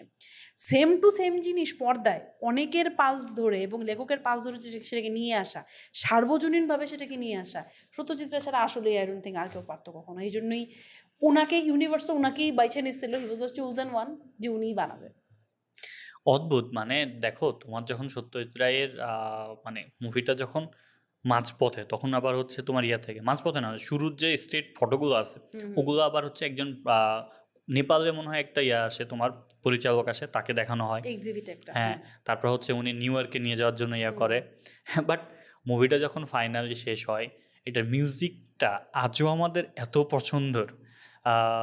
মিউজিকটা 11 ঘন্টার মধ্যে পুরো মুভির মিউজিকটা কভার করা হয়, যেটা আনবিলিভেবল ছিল। এবং ওনারা যে ওই এডিটিং এর সময় যে দেখে, ওই জায়গা থাকে না যে একজন ঘুমায় যাচ্ছে, ওর মুখে উনি জলের ছিটা দিয়ে বলতেছে যে বাবা বাবা করে দে কারণ কি ওনার আবার চাকরির শিফট আছে, ওইখানে আবার যেতে হবে, হ্যাঁ আবার এখানেও আসতে হবে, মানে কিভাবে উনি ব্যালেন্স করছে এবং along with family support. Exactly new ইয়র্কে কিন্তু হচ্ছে তোমার ইয়েটা মুভিটা পাঠাতে হবে, ডেটও কাছায় চলে আসতেছে।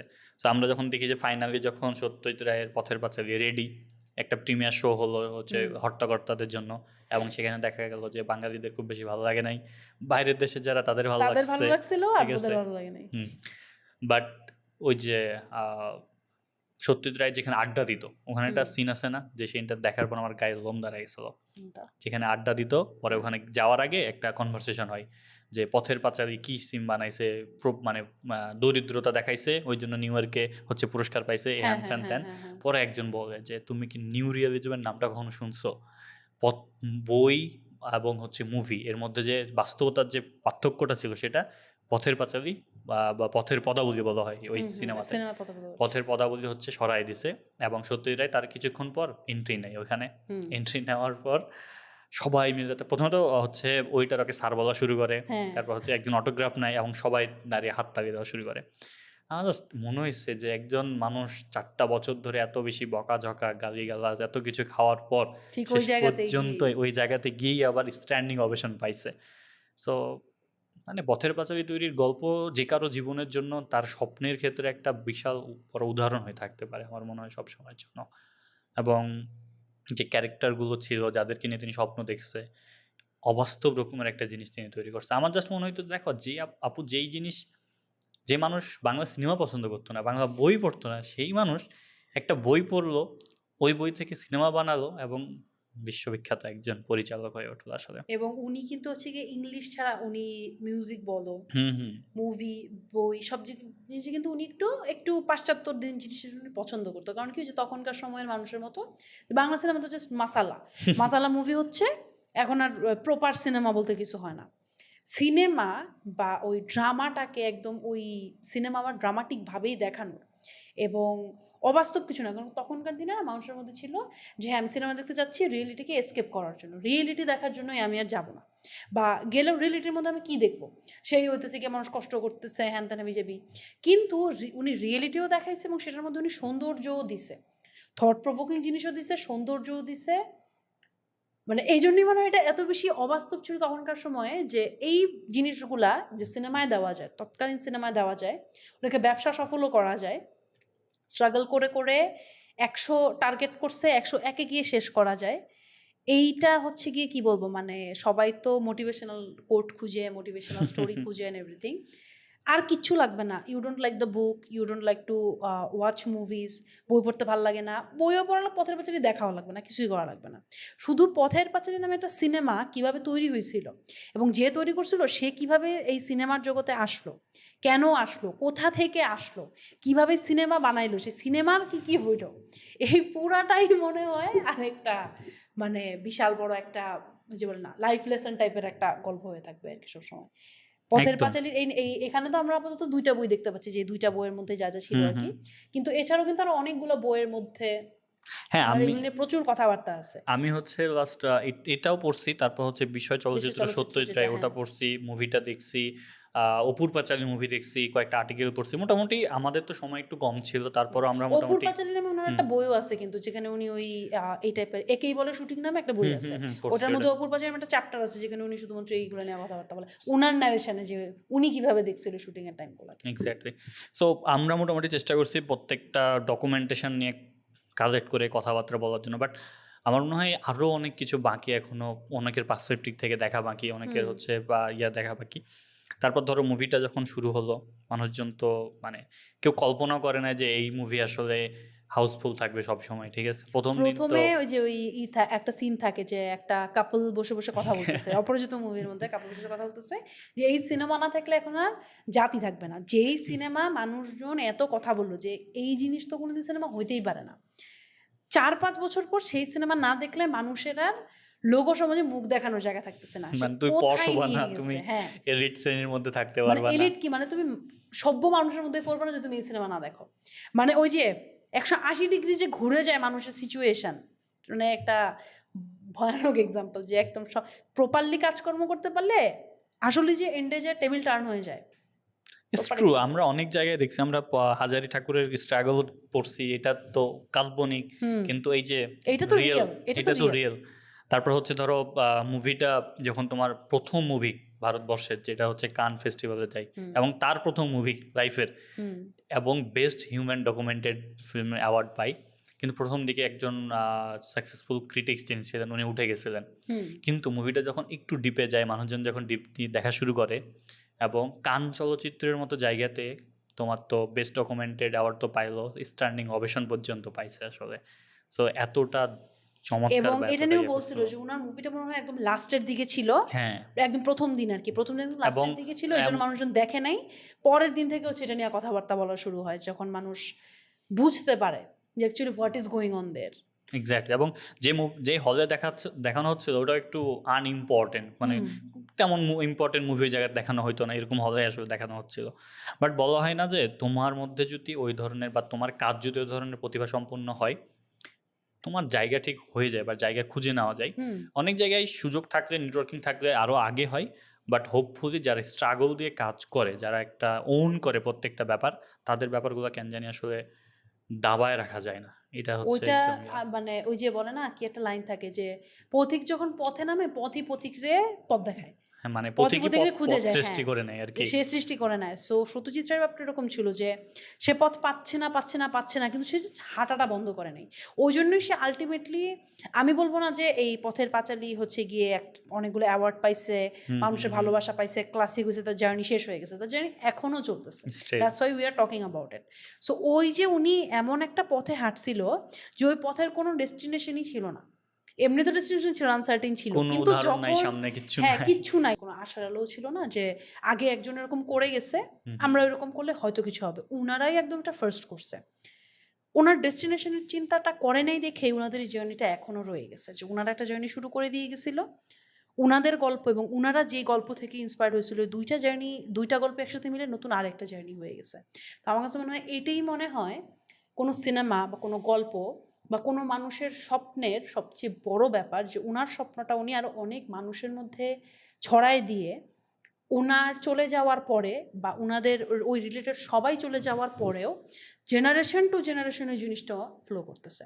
অ্যান্ড তুমি যেহেতু মুভির ইয়াতে ছিল, ভার্সিটিতে, তুমি রিলেট করতে পারবা যে আজ অব্দি আমাদের উপমহাদেশে যারাই ডিরেক্টর হতে চাইছে তারাই সত্যজিৎকে আইডল মানছে। হ্যাঁ, মোস্ট অফ দ্য, আমি বলবো 90% ক্ষেত্রেই সবাই সত্যজিৎ রায়কে, সেটা কেউ গল্প লেখালেখি শুরু করুক, কেউ সিনেমাই করুক, বা ইভেন অনেকে যারা মিউজিক ডিরেকশন দেয়, তারাও হচ্ছে গিয়ে সত্যজিৎ রায়ের মতোই একজন মিউজিক মাস্টার হতে চায়, যে আমি ওনার মতো করে চিন্তা করবো, এবং উনি যেসব মিউজিক শুনতো, মোজার্ট বলি বা বিটোভেন বলি, ওগুলা শুনে ইন্সপায়ার্ড হয়ে ওনার মতো করে আমরা করবো। এক্স্যাক্টলি। মানে সবগুলো জায়গায় উনি হচ্ছে গিয়ে মানে এমনভাবে মানুষকে ইন্সপায়ার করছে, বা ওইটাকে বলে রিয়েল ইনফ্লুয়েন্স করা, মানুষের পুরা মেন্টালিটি চেঞ্জ করে, অ্যাম্বিশন চেঞ্জ করে, মানুষের চিন্তাধারাই বদলে দেওয়া।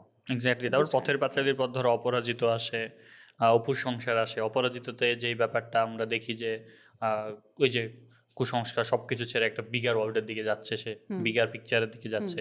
অপুর সংসারে ওই যে সেই বিখ্যাত ডায়লগ, হ্যাঁ, যে তার মানে স্ট্রাগল করছে কিন্তু ছেড়ে দিচ্ছে না, হাল ছেড়ে দিচ্ছে না। So he wants to live, মানে ওই এবং ওই জায়গাটা মানে এত সুন্দর করে, মানে ও হাঁটতেছে এবং বলে যে এটা তো উপন্যাস, তো আত্মজীবনী, ও এত সুন্দর করে বলে যে একটি ছেলে, তার টাকার অভাবে পড়াশোনা হচ্ছে না, মা বাবা নাই, সে পৃথিবীতে একদম একা, সে চেষ্টা করে যাচ্ছে, সামান্য টাকা দিচ্ছে, কিন্তু সে জীবন বিমুখ হচ্ছে না, সে পালাতে চাইছে না, এসকেপ করতে চাইছে না, সে বাঁচতে চাইছে, he wants to live somehow. আমার না মুখস্থ, আমি দেখতে এমন ভাবে সিনগুলো আমরা দেখছি আর এমন ভাবে ওন করছি। হ্যাঁ, সত্যজিৎ রায়েরই কথা মনে হয় যে তার সামনে কত কত অবস্টাকল ছিল, অন্য কেউ হলে ওইখানে গিভ আপ করতো, যে না ভাই টাকা নেই, অনেক এক্সকিউজ ছিল, ভাই টাকা নাই, ভাই আমার বউ আছে, ভাই আমার বাচ্চা আছে, আমি বেতন দিতে পারতেছি না, চাকরি আছে, আমার ভালো চাকরি আছে, 4 বছর ধরে শ্যুট করব, সবাই তো মানে আমরা যেটা করি কোনো কিছু হওয়ার আগেই ভেবে নিই, 4 বছর ধরে শ্যুট করবো, অপু তো বড় হয়ে যাবে, দুর্গা তো বড় হয়ে যাবে, চুনিমালা তো মারা যেতে পারে, কতগুলা এক্সকিউজ এই 30 সেকেন্ডের মধ্যে আমি বের করে ফেললাম।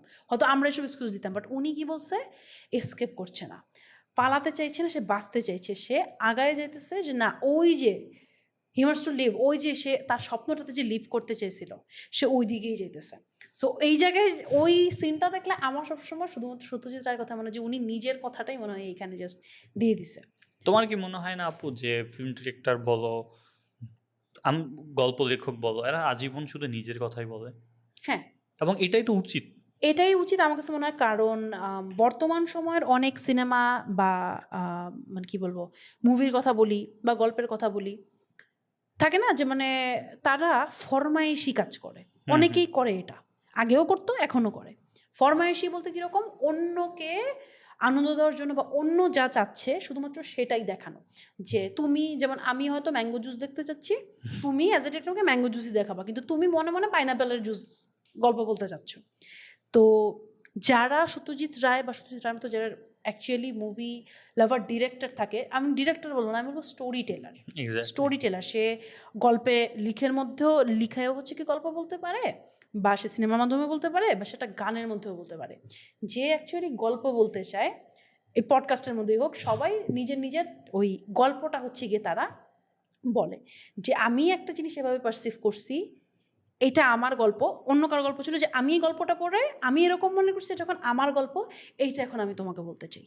ওই জন্যই হয়তো ওনারা ওই, আমরা যেটাকে তথাকথিতভাবে সাকসেসফুল বলি, ওনাদের কাছে ওইটা হয়তো, বা ওই যে ওই একটা কনসেপ্ট আছে না যে একটা পিরামিডের মতো, হ্যাঁ প্রথমে বেসিক নিড, খাবার দাবার, চিকিৎসা, একদম উপরে যে থাকে সেলফ অ্যাকচুয়ালাইজেশন বা সামথিং লাইক দ্যাট, টার্মিনোলজিটা ভুলে গেছি, ওনারা ওই লেভেলে যায় পৌঁছায় যায় যে আমি এটা বলতে চেয়েছিলাম, এটাই আমি, এই যে আমার গল্প, দ্যাটস ইট। দ্যাটস ওয়াই মানুষ তাদেরকে মনে রাখে, কারণ তারা ফরমায়েশি কিছু করে নেই। ফরমায়েশি করলে কালজয়ী হওয়া যায় না, এটা আমি পার্সোনালি বিশ্বাস করি। এবং ফরমাইশি অনেক কঠিন বাংলা বলে ফেলছো। এটা যেমন সত্যজিৎ রায়ের আমরা এখনই শেষ করবো। সত্যজিৎ রায় যখন মুভিটা তৈরি করতে যাচ্ছিল ওই সময়টা কল্পনা করো, আর এই যে ডকুমেন্টেড ইয়া পাওয়া, অ্যাওয়ার্ড পাওয়া, এই টাইমটার মধ্যে একদম বিশাল পার্থক্য, 180 ডিগ্রি যে গ্যাপ, এটা আসলে পুরোটাই। এবং উনি যদি তখন চিন্তা করতো যে আর যেভাবে মুভি হচ্ছে আমিও সেভাবেই তৈরি করব, তাহলে কিন্তু ওই যে 1955 সালে মনে হয় এটার 54 কি 55 সালে যে পাইয়া হয়, রিলিজ হয় আর কি, আর শুরু তো হয় 52-51-তে, ওই টাইমেই থাকতো। এর 3 মাস পরেও কেউ পথের পাঁচালী নিয়ে কথা বলতো না। তখনকার সময়ে তো ওই যে যেসব সিনেমা ব্যবসা হ্যাঁ সফল ছিল, ওই 52-53 সালের আর কোন তৎকালীন সময়ের কোন ডিরেক্টরের নাম আমরা জানি, কোন প্রডিউসারের নাম জানি, কোন স্টোরি টেলারের নাম জানি, কোন মিউজিশিয়ানের নাম জানি, কোন সিনেমাটোগ্রাফারের নাম জানি, বা কার তখনকার সময় কোন ব্যবসা সফল মুভি নিয়ে আমরা এখন কথা বলতেছি, কেউই কথা বলতেছে না। তারা মনেও 2-3 নাই। মাস চালাইছে, প্রচুর পরিমাণে টাকা হয়তো উঠে আসছে, ব্যাস ডান। এটার সাথে না একটা এক্সাম্পল আছে, মির্জা গালিব যে সময় হচ্ছে দিল্লিতে ছিলেন, ওই সময় রাজপ্রাসাদের একজন কবি ছিলেন। ওই কবির নাম আমি পড়ছিলাম, ভুলে গেছি, কিন্তু দেখো ওই কবিরকে আমরা কেউ চিনি না, কিন্তু মির্জা গালিব একটা সাধারণ মানুষ ছিলেন, মানে ওই যে নাগরিক জীবনের, ঠিক আছে, কিন্তু মির্জা গালিবকে আমরা আজও মনে রাখছি, কিন্তু ওখানকার রাজপুর প্রাসাদের কবির নাম কিন্তু আমরা কেউ জানি না। ওই যে আমরা বলি, অনেক আগে মনে আছে আমাদের মনে, আমি জানি না তুমি পড়ছো কিনা, ছোটবেলায় একটা গল্প ছিল, দুই মুসাফির, I forgot the writer's name. So এটা আমাদের পাঠ্য বইয়ে ছিল আর কি, দুই মুসাফির। তো দুই মুসাফির, আমি যদি ছোট্ট করে এটা একটু সিনাপসিস দিই আর কি, যে দুজন মুসাফির, দুজন মানুষ রাস্তায়, একজন হাঁটতেছে, একজন করতেছে, তো দুজন কথা বলতেছে যে তুমি কোথায় যাচ্ছ। একজন বলতেছে যে আমি ওই গঞ্জের দিকে যেতেছি, বলতেছে হ্যাঁ আমিও তো যাচ্ছি, আমার ওখানে বিশাল বড় বাড়ি আছে, অমুক আছে তমুক আছে, আমাকে লোকজন খুব চিনে, আমাকে লোকজন খুব মানে।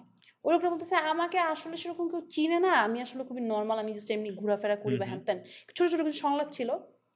তারা যখন যায় একজনের দিকে, মানে যে একটু চুপচাপ কথা বলতেছিল, যার কিছু ছিল না, তাকে দেখে মানুষ ঝাঁপায় পড়ে যে উনি কিভাবে আবার ফেরত আসছে, যেরকম উনি কীভাবে ফেরত আসছে। আর আরেকজন যিনি, যে বলতেছে তার বাড়ি গাড়ি আছে অ্যান্ড এভরিথিং, তাকে খুব চিনতে পারতেছে না। পরে দেখা গেল দে ওয়ার অ্যাকচুয়ালি সোলস। একজন মোস্ট প্রবলি, দুই মুসাফিরের একজন মোস্ট প্রবলি একজন বাউল, সম্ভবত লালন শাহ ছিল, আর আরেকজন ছিল তৎকালীন সময়ের একজন বড় ব্যবসায়ী বা একজন কী বলে খুব রিচ একজন পার্সন, যাকে কিনা তখনকার সময় মানুষ খুব মান্যগণ্য করতো অ্যান্ড এভরিথিং, বাট এখন আর তাকে কেউ মনেই রাখেনি। কিন্তু লালন শাহকে মানুষ তখন পর্যন্ত মনে রাখছিল। তারপরে তারা হচ্ছে মনে হয় একটা ঘরে যায়, ঘরে যাওয়ার পর বলে যে ভাই তোমাকে কেমনে সবাই মনে রাখছে। তখন উনি বলে যে আমি আমার কাজটা করে গেছিলাম, আমি মানুষকে দেখানোর জন্য বাড়ি গাড়িও বানাই নেই, কোনো জাগতিক সম্পত্তি কোনো কিছু এমন বানায় যায় নেই যেটা শুধুমাত্র আমাকে ক্ষণিকের নাম দেবে, ক্ষণিকের আনন্দ দিবে। আমি মন থেকে একটা জিনিস ভালোবেসে করছি, একটা কিছু সৃষ্টি করছি, এই